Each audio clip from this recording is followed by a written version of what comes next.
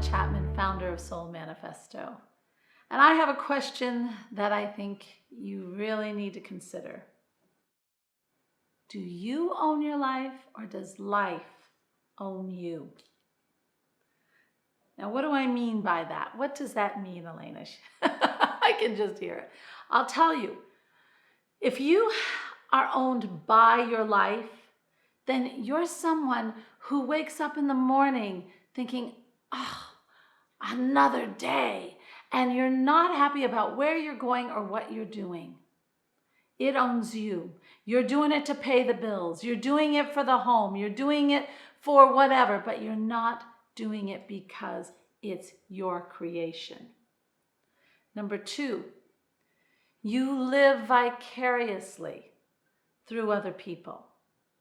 That means, you're at a soccer game with your kids or some kind of game, and you see the parent that is every single move is telling the kids how to do it, how to do it, how to do it. Or people who live vicariously through their kids, through movies. The movie stars. Oh, I want to be Meryl Streep. Or they just want to be in someone else's life but their own. Another thing that I see so many people doing and shows me for sure that life owns them is that they move from crisis to crisis to crisis to crisis, like a pinball machine. The ball just going back and forth. Well, that's what people are doing. And in this time right now, we have so many crises to pick from. It's chaotic. First there's toilet paper, then there's no toilet paper. There's 5G, and then it's not a problem, then it is. You go from that to that. Then you got the COVID, and you got masks or no masks, restrictions, no restrictions, jobs, no jobs. The crises are there for you. And if you're one that is ruled by your life, and your life owns you, you are bouncing and bouncing and bouncing and bouncing, and you can't even breathe. It's just too much. It's too much crisis. And it's all out there. Just imagine what's going on in your life that's a crisis. This is not the way to live. It's time to take control of your life. It's time to get up and say, oh my gosh, I can't wait for this day to begin. How may I serve you, universe? Okay? That's a good way, because all of a sudden you become a co-creator. Or go to your kids' games, or go to the sports games or the movies and just enjoy the talent and the performance. But don't feel like you have to live through them, because your life is so awesome, you don't have to.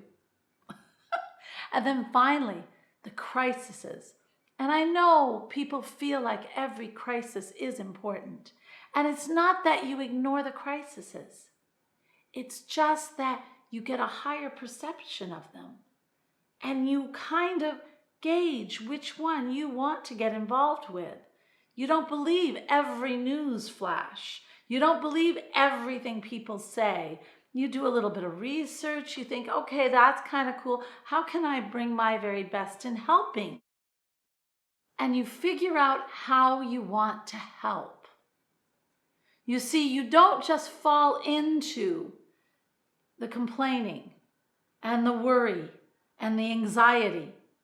If there's something you're concerned about in all these different crises, and you get involved in a higher way to help it, then that's awesome. But if you're just bouncing back and forth, getting all worried, all upset, then you're allowing that to own you. Your life, other people's lives, other news flashes own your life. Do you see the difference? But when you take control of your life and say, all right, I know where I am now. Where do I want to go? And how can I proceed to start getting there? That's all you need to say. That's the first beginning. That is the baby step that launches you.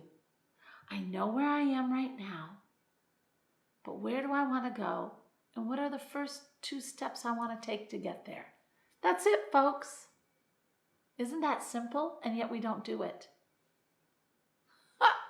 It's time. It's time for you to look at where you are. Do your gratitudes. I always say that because then you get a really good balance. You bring in the good, not just the bad, and you can really see where you are. And from there, you say, okay, now where do I want to go? And if you want to learn more and you want to grow and you want more help with this first 2 steps, or you want to grow in your soul always, then all right, look at Soul Manifesto. You're here, look around. Because we have lots of ways to help you find what your passion is, what your missions are, how to live connected and feeling good and happy. I'm Alena Chapman, and as always, Spirit is love. And it's not just loving other people. It's loving life. It's loving yourself. It's loving every part of this world. That is Spirit. Namaste. Thanks for watching. Don't miss out on a single thing. Subscribe below. And here's something else I think you'll enjoy. Namaste.